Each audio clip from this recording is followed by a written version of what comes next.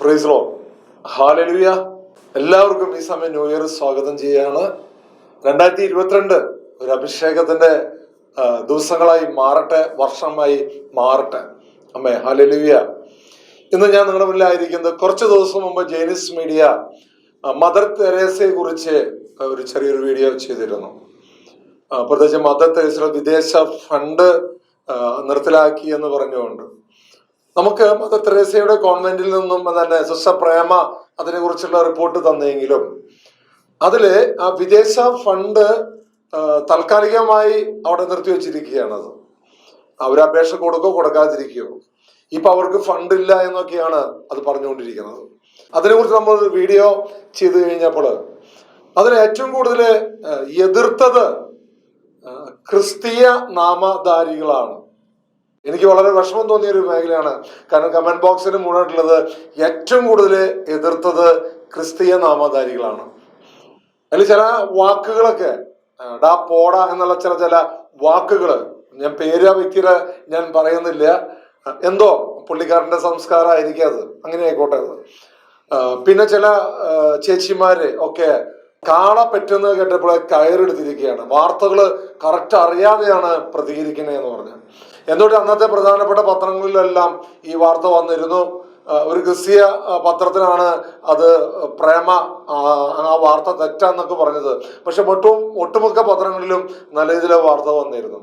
ഞാനിപ്പോ ആയിരിക്കുന്നതെന്ന് വെച്ചെങ്കില് നമ്മൾ മറ്റ് മതസ്ഥരെ, ഇപ്പൊ ഹൈന്ദവര് അല്ലെങ്കിൽ മുസ്ലിംസ്, മറ്റു അവരൊക്കെ അവിടെ വിട്ടേക്ക്.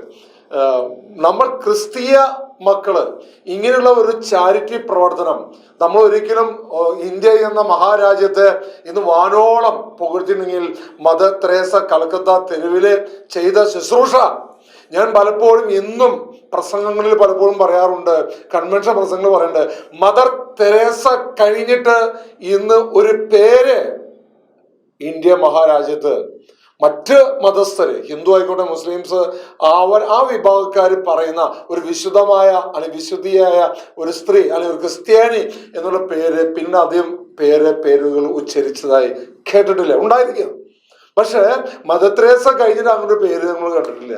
പക്ഷെ ഇന്ന് നമ്മൾ വളരെ വിഷമമാണ്. കാരണം അവിടെ പല മൊണസ്ട്രികളും ഇന്ന് പ്രത്യേകിച്ച് സാമ്പത്തികമായി വളരെ ദയനീയമായ ഒരു അവസ്ഥയാണ്. ഇത് കണ്ടുകൊണ്ട് നമ്മൾ ഈ ദിവസങ്ങൾ വാർത്ത നമ്മൾ കേട്ടു. വാർത്ത ഹിന്ദുസ്ഥാൻ ടൈംസ്, ഒപ്പം തന്നെ the Telegraph, the Times of India, the New Indian Express, India Today, Frontline, NDTV എന്ന പ്രമുഖ ചാനലിലെല്ലാം ഒരു വാർത്ത നമ്മൾ കേട്ടു. ഒഡീഷ മുഖ്യമന്ത്രി നവീൻ പട്നായിക് ഒരു വലിയൊരു ഓഫർ കൊടുത്തിരിക്കുകയാണ്.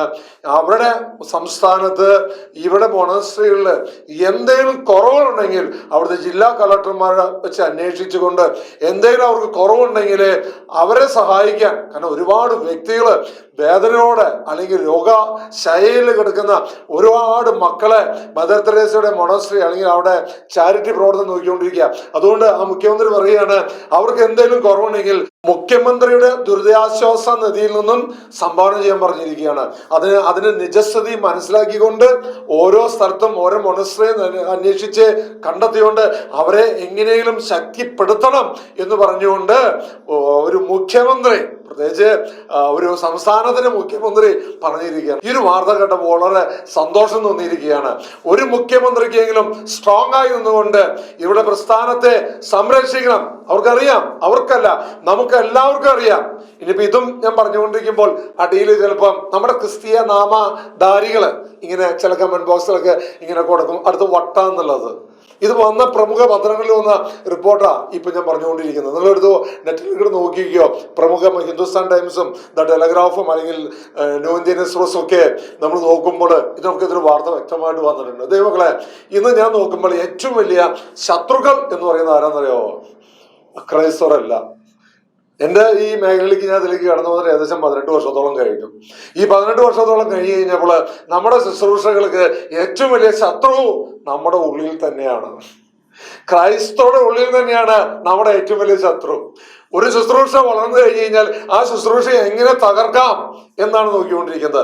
അത് മീഡിയ ആയിക്കോട്ടെ, സുവിശേഷ പ്രഘോഷണ മേഖല ആയിക്കോട്ടെ, ധ്യാന മന്ത്രങ്ങളായിക്കോട്ടെ, മറ്റു കാരുണ്യ പ്രവർത്തനങ്ങളായിക്കോട്ടെ, എന്തോ ആവട്ടെ, ഇത് ഇന്ത്യക്ക് നട്ടെല്ലായി അഭിമാനത്തോടുകൂടെ നമുക്ക് പറയാവുന്ന ചാരിറ്റി പ്രവർത്തനം എന്ന് പറയുന്നത്, ഈ മിഷൻ ഓഫ് ചാരിറ്റി എന്ന് പറയുന്നത്, ആ പ്രവർത്തനത്തെ നിങ്ങൾ ഒന്നും ചെയ്തില്ലെങ്കിലും ഒന്നും മിണ്ടാതിരിക്കുക. നിങ്ങൾക്ക് സാമ്പത്തികമായി സഹായിക്കാൻ പറ്റില്ലെങ്കിലും നിങ്ങൾക്കൊന്നും മിണ്ടാതിരുന്നാൽ മതി. നിങ്ങൾ ഇങ്ങനെയുള്ള വാക്കുകൾ വരുന്ന സമയത്ത് ചിലപ്പോൾ ക്രിസ്തീയ നാമധാരികളുടെ പേര് മറ്റുള്ളവർ ഉപയോഗിക്കുന്നുണ്ടോ എന്ന് എനിക്കറിയില്ല. പക്ഷെ അവരുടെ സ്ഥിരം ഞാൻ നോക്കുന്ന കുറച്ച് പേരുണ്ട്, റിബലായിട്ട് വന്ന കുറച്ച് വ്യക്തികളുണ്ട്. അവർക്ക് ഇങ്ങനെയുള്ള കേൾക്കുമ്പോൾ തന്നെ എന്നറിയോ, അടിയിൽ അപ്പം അവിടെ അടിയിൽ എഴുതുന്നറിയോ, ഇതൊക്കെ ചുമ്മാ വട്ടാന്നുള്ളത്, ഇല്ലെങ്കിൽ ഇതൊക്കെ വേറൊരു പണിയില്ല എന്ന് പറയുന്നത്. പണിയില്ല എന്നല്ല, നമ്മുടെ ഉള്ളിലുള്ള ശബ്ദം, നമ്മുടെ ഉള്ളിലുള്ള ദൈവത്തിന് വേണ്ടി പടപൊരുത്തുന്ന, അല്ലെങ്കിൽ ദൈവരാജ്യത്തിന് വേണ്ടി പടവെട്ടുന്ന വ്യക്തികളെ പ്രോത്സാഹിപ്പിക്കുക. ദൈവങ്ങളെ, ഇപ്പോൾ ഓരോ ചാനലുകളൊക്കെ നമുക്ക് ശാലോം ടെലിവിഷൻ, അല്ലെങ്കിൽ ഷെക്കീൻ, അല്ലെങ്കിൽ ഗുഡ്നസ്, അല്ലെങ്കിൽ ഒരുപാട് നമ്മളിപ്പോൾ സോഷ്യൽ മീഡിയകൾ, അല്ലെങ്കിൽ ഒത്തിരി ശുശ്രൂഷകൾ, കാരുണ്യ പ്രവർത്തനങ്ങളൊക്കെ നമ്മൾ ഒരുപാടുണ്ട്. ഇതിനൊക്കെ നമ്മൾ എന്താണെന്നറിയാം, അവർക്ക് ഒരുപാട് സ്ട്രെയിൻ എടുത്തുകൊണ്ടാണ് ശുശ്രൂഷയെ കൊണ്ടുപോകുന്നത്. ഈ ശുശ്രൂഷ കൊണ്ടുപോകുന്ന സമയത്ത് ഈ ശുശ്രൂഷയ്ക്ക് വേണ്ടി നിങ്ങൾ പ്രാർത്ഥിച്ചിട്ടില്ലെങ്കിലും സഹായിച്ചിട്ടില്ലെങ്കിലും മിണ്ടാതിരിക്കെങ്കിലും ഇരിക്കാം. പക്ഷെ ഏറ്റവും കൂടുതൽ എതിർക്കുന്നത് ക്രിസ്തീയ നാമധാരികളാണ്. 2022 പ്രത്യേകിച്ച് ഒരു പുതിയ സുവിശേഷം, ഇവാഞ്ചലൈസേഷൻ നമ്മൾ കൊടുക്കുമ്പോൾ ദൈവമക്കളെ, കുടുംബങ്ങളിൽ ശാപങ്ങൾ കൊണ്ടുവരാതിരിക്കുക. മദർ തെരേസ നമുക്ക് വേണ്ടി വർഷങ്ങളോളം സ്വന്തം നാട് ഉപേക്ഷിച്ച് ഈ ഇന്ത്യ മഹാരാജ്യത്ത് ശുശ്രൂഷ ചെയ്ത് മരിച്ചിട്ടുണ്ടെങ്കിൽ, അവിടെ പിൻഗാമികൾ ഇന്ന് വളരെ മനോഹരമായി കൊണ്ടുപോകുന്നുണ്ടെങ്കിൽ, ഇവർക്ക് എതിരെ നിങ്ങൾ സംസാരിക്കാതിരിക്കാൻ നോക്കുക. ക്രിസ്ത്യാനികളെങ്കിലും സംസാരിക്കാതിരിക്കാൻ നോക്കുക. അവരാ പൈസ കൊണ്ട് ഒരു ഇവാഞ്ചലിസം, ഒരു മാമോദിസ അവർ ചെയ്യിപ്പിക്കുന്നില്ല. മറിച്ച് ഒരുപാട് വ്യക്തികള്, ഒരുപാട് വേദന അനുഭവിക്കുന്ന വ്യക്തികളെ അവരെടുത്ത് സ്വന്തം മക്കളെ പോലെ, എനിക്ക് പ്രത്യേകിച്ച് ബീഹാർ എന്ന സംസ്ഥാനത്തിലേക്ക് ഞാൻ പോയപ്പോഴാണ് ഞാൻ അവിടെ കണ്ട ഒരു കാഴ്ച. ഭാരത യാത്ര നടത്തിക്കൊണ്ടിരിക്കുമ്പോൾ ഈ എയ്ഡ്സ് രോഗികളെ, അത് ശരിക്കും അവിടേക്ക് കയറാൻ തന്നെ ഒരു അവിടെ പ്രത്യേകിച്ച് അവിടെ ബ്രദേഴ്സ് ഉണ്ട്, മിഷൻ ഓഫ് ചാരിറ്റി ബ്രദേഴ്സ് ഉണ്ട്.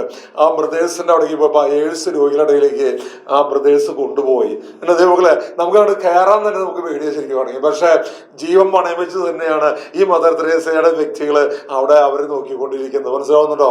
അവരെ അതേപോലെ ഇന്ത്യയിലെ ഓരോ ഇന്ത്യയിൽ മാത്രമല്ല, ലോകത്തിന് വ്യത്യസ്തമായ രാജ്യങ്ങളിലും മദർ തെരേസയുടെ ഈ പ്രവർത്തനം ചെയ്തുകൊണ്ടിരിക്കുന്നുണ്ട്. ഇതിന് നിങ്ങൾ എന്താ പറയാ, ഉപദ്രവിക്കുന്ന ഈ ഒരു സിദ്ധാന്തത്തെ മാറുക. 2022 നമുക്കൊരു ദൈവിക അഭിഷേകം നമ്മളിൽ നിറയട്ടെ. ഐക്യത്തിന്റെ ആത്മാവ് നമ്മളിൽ നിറയട്ടെ. ക്രിസ്ത്യാനികളിൽ നിറയട്ടെ. നമുക്ക് പ്രാർത്ഥിക്കാം. ആമേൻ.